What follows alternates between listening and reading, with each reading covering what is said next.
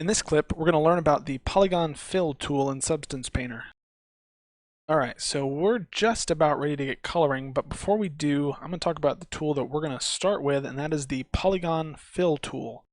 Now if you go up here to your bar of tools, see this Polygon Fill tool, go ahead and click on that. It's going to turn on wireframe, which is helpful because pretty soon we're going to be working in flat shaded mode, which kind of takes out all the shading, which is useful for the kind of painting we're going to be doing, but it can make it hard to see the form of the object until you have some more texture on it. So let's look at our settings here.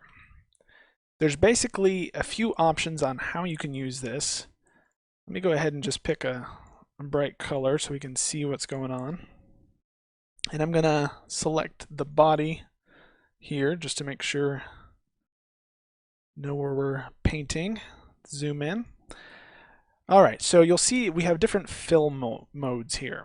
So we have a triangle fill mode that lets you fill in the actual tris and polygons. We have a quad fill mode, which lets you select these particular faces. And then we have the object fill mode, which will just fill the entire piece of geometry. And then last but not least, UV fill mode, which will look at your UVs and just fill that in. Now these are all useful depending on the situation. Well, honestly the try one's not that useful. I've never used it, but in theory it's useful. Generally though, you're going to end up using one of these three.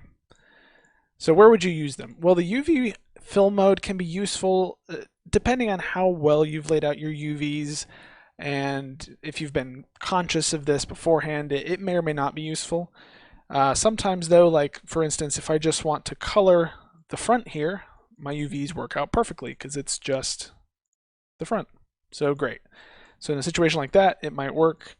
I'll often start with that if there's a specific but large area that I want to fill.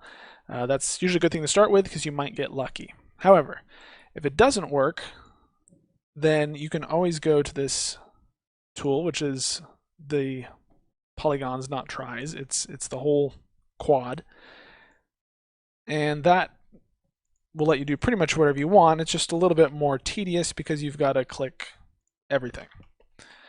Now when I'm starting, I'm pretty much always going to use the object fill tool because I can get the base color in there and then I can go in, change things. Go back to my quad and I can, overlay that. But at least it gets you started. It'll fill in the main blocks of color. And that's pretty much it. And for the rest of the module, we're going to be using those tools to fill in our model until we're happy with how the color generally flows here. And it's not too hard. It can be a bit tedious, but this is definitely an important step to making sure that we're happy with where this is going to go, because once we've got our color palette in, everything can come a lot more naturally and we just kind of build upon that. Now one thing I will say before we go too much farther is that when you're using this tool, I find that it's better to use your mouse.